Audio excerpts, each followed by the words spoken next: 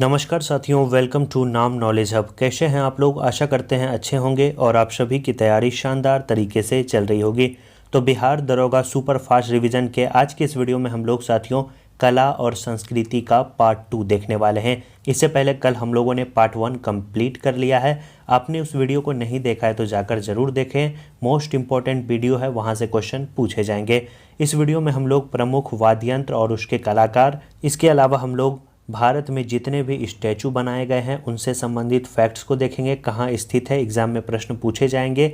और अंत में साथियों UNESCO intangible culture heritage site की जितनी भी चीज़ें हैं सभी को हम लोग इस वीडियो में कंप्लीट करेंगे। तो वीडियो काफ़ी ही शानदार होने वाला है। एक प्रश्न यहाँ से पूछे जाएंगे दोनों शिफ्टों में, तो वीडियो को शुरू से लेकर अंत तक जरूर देखिएगा।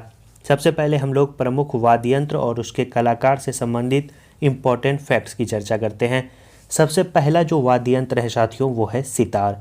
सितार के बारे में पूछा जाए तो याद रखना है, यह वीणा और ईरानी तंबूरा यानी हिंदू मुस्लिम शैली का एक मिश्रण माना जाता है। इसका आविष्कार किसने किया था? अमीर खुसरो के द्वारा किया गया था। मोस्ट इम्पॉर्टेंट फैक्ट्स इसमें याद रखना है जो पूछा जाता है कि प्रमुख सितार वादक कौन कौन से हैं। जैसे पूछा जाएगा पंडित रविशंकर का संबंध किससे है, किस वाद्य यंत्र से है, तो याद रखना है सितार से है। इनकी आत्मकथा का नाम है माई लाइफ माई म्यूजिक। याद रखना है क्या है? My life my music. इसके अलावा निखिल बैनर्जी, विलायत खां, वंदे हसन, शाहिद परवेज, उमाशंकर मिश्र, बुद्धादित्य मुखर्जी और अनुष्का शंकर, ये सभी कलाकारों का संबंध किससे है? सितार से है। जो इम्पोर्टेंट है जिसके बारे में एग्जाम में पूछा जाता है, पंडित रविशंकर और निखिल बैनर्जी, इन दोनों को आपको याद रखना है। इनका संबंध किससे है? तो सितार से है। अगला है साथियों तबला। तबला से पहले एक फैक्ट्स आपको बता देते हैं। पंडित रविशंकर को 1999 ईस्वी में भारत रत्न पुरस्कार से भी सम्मानित किया गया है। 1981 में इन्हें पद्म विभूषण और 2009 में इन्हें पद्म भूषण पुरस्कार से सम्मानित किया गया है।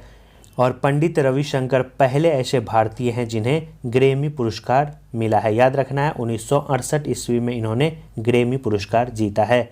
नेक्स्ट जो वाद्य यंत्र है वो है तबला। तबला के बारे में जो इम्पोर्टेंट फैक्ट्स है, इसके जो प्रमुख वादक हैं वो हैं अल्लाह रखा खां, जाकिर हुसैन जिनका संबंध पंजाब घराना से है, गुरई महाराज, समता मिश्र, किशन महाराज, अनोखे लाल मिश्र, विजय घटे, सुखविंदर सिंह, विक्रम घोष और स्वप्न चौधरी, इन सभी का संबंध तबला से है। जो आपको याद रखना है वो जाकिर हुसैन VBI लगा लेंगे। हाल ही में आपको पता है कि इन्हें जो है पद्म विभूषण पुरस्कार से सम्मानित किया गया है। तो जाकिर हुसैन मोस्ट इम्पोर्टेंट हैं, तबला वादक हैं।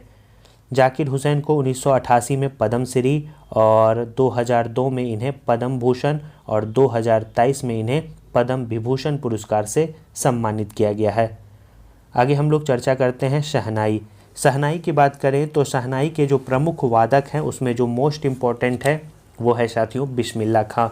बिस्मिल्लाह खां का संबंध किससे है? शहनाई से है। इसके अलावा एस बल्लेश हैं, अनंत लाल हैं, अली अहमद हुसैन खां हैं, बागेश्वरी कमर है। ये जो बागेश्वरी कमर है ये एकलौती महिला शहनाई वादक भी हैं। आगे जो आपको याद रखना है वो याद रखना है कि बिस्मिल्लाह खां को 2001 में भारत रत्न पुरस्कार से सम्मानित किया गया था, 1980 में पद्म विभूषण, 1968 में पद्म भूषण और 1961 ईस्वी में पद्मश्री, यानी टॉप के चारों सिविलियन अवार्ड से इन्हें सम्मानित किया गया था। तो मोस्ट इम्पॉर्टेंट है बिस्मिल्लाह खां। बिस्मिल्लाह खां ने 15 अगस्त 1947 को लाल किले पर शहनाई भी बजाई थी। अगला है साथियों बांसुरी। बांसुरी के जो प्रमुख वादक हैं जिसके बारे में एग्जाम में पूछा जाता है, हरि प्रसाद चौरसिया। इनका संबंध किससे है? बांसुरी से है।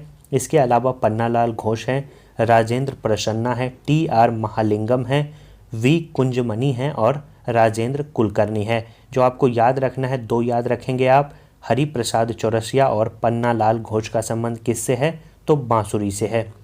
सरोद की बात करें तो सरोद के जो प्रमुख कलाकार हैं जिसके बारे में काफ़ी बार एग्जाम में पूछा गया है, अमजद अली खां। अमजद अली खां का संबंध किस वाद्य यंत्र से है? तो सरोद से है।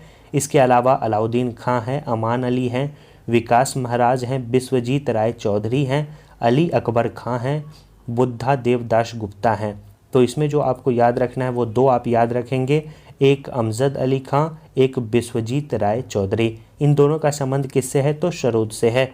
अमजद अली खां को 2001 में पद्म विभूषण, 1991 में पद्म भूषण और 1975 ईस्वी में पद्म श्री पुरस्कार से सम्मानित किया गया है। अमजद अली खान ने वर्ष 2014 में नोबेल शांति पुरस्कार समारोह में राग का प्रदर्शन भी किया था। तो ये भी इम्पोर्टेंट फैक्ट्स है जिसे आपको याद रखना है। अगला जो वाद्य यंत्र है वो है वीणा। वीणा के जो प्रमुख वादक हैं, जिसमें आपको 3 याद रखना है जिसके बारे में एग्जाम में पूछा जा सकता है। एक एस बालचंद्रन है, एक कृष्ण भागवतार हैं, एक बदरुद्दीन डागर है। इन तीनों का संबंध किससे है? तो वीणा से है।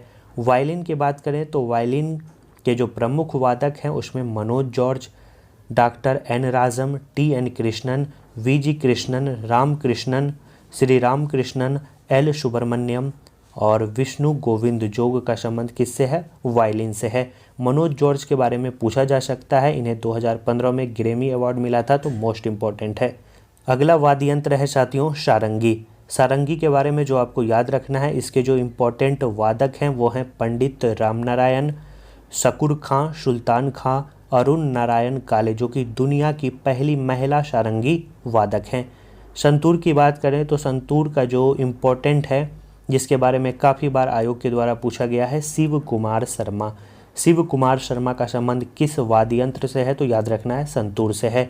इसके अलावा भजन सुपारी का भी संबंध किससे है? संतूर से है। ये आप देख रहे होंगे संतूर का फिगर। आगे बढ़ते हैं मैंडोलिन। मैंडोलिन, इसका विकास यूरोपीय महाद्वीप में हुआ था और उपल्लू श्रीनिवास जो है इसके प्रमुख कलाकार हैं। मृदंग की बात करें तो ठाकुर भीकम सिंह, जगदीश सिंह, पालधर रघु का संबंध किससे है? मृदंग से है। गिटार की बात करें तो इम्पोर्टेंट है विश्व मोहन भट्ट का संबंध किससे है? तो गिटार से है। हारमोनियम की बात करें तो अप्पा जुलगांवकर का संबंध किससे है? तो हारमोनियम से है। ये इम्पोर्टेंट वाद्य यंत्र और उनसे संबंधित कलाकार हैं जिसके बारे में एग्जाम में प्रश्न पूछे जाते हैं।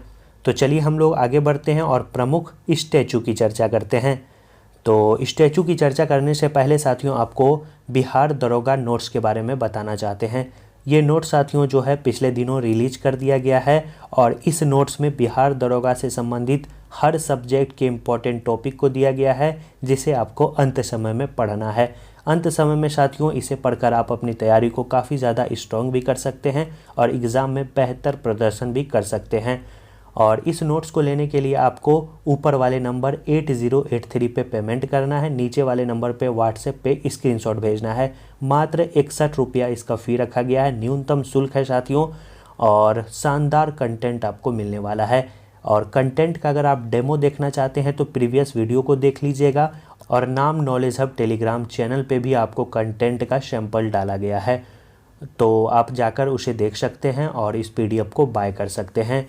नोट्स में साथियों इन सभी फैक्ट्स को दिया गया है ताकि आप अंत समय में टू द पॉइंट पढ़ सकें और एग्ज़ाम में अच्छा प्रदर्शन कर सके।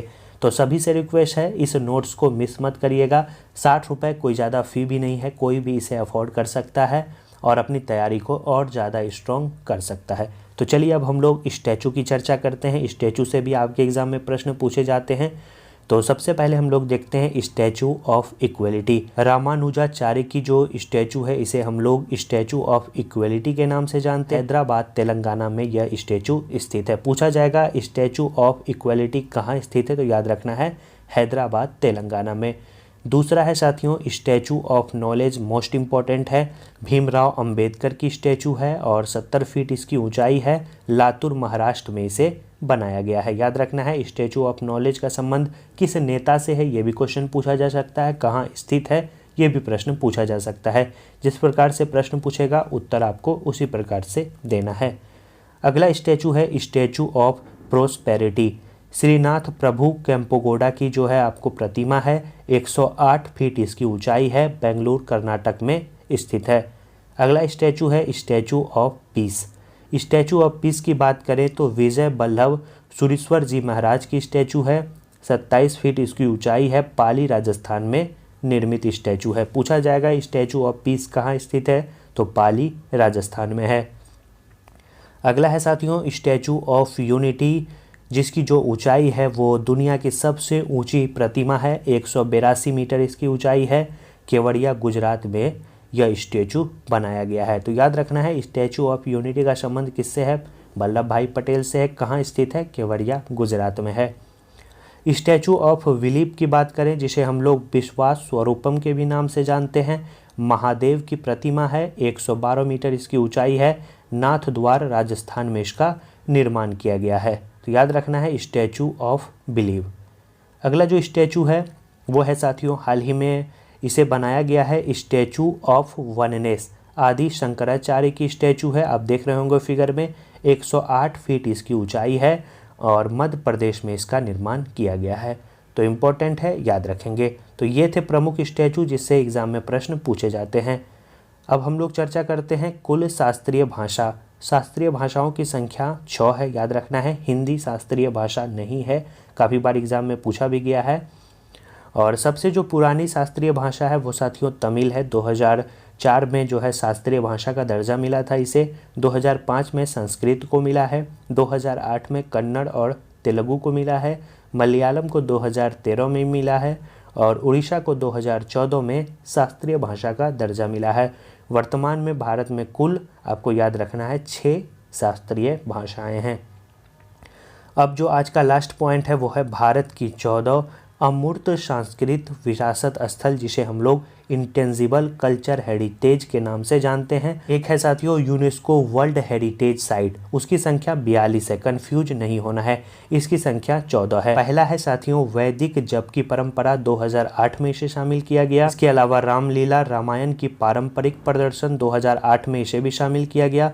और 2008 में कुयाट्टम जो संस्कृत थिएटर है इसे भी शामिल किया गया। 2008 में इन तीनों चीज़ों को शामिल किया गया। 2009 की बात करें तो राममन गढ़वाल हिमालय के धार्मिक त्यौहार को जो है 2009 में शामिल किया गया। मुदियट्टू अनुष्ठान थिएटर केरल का नृत्य नाटक को 2010 में शामिल किया गया। लद्दाख का बौद्ध जप को 2012 में शामिल किया गया।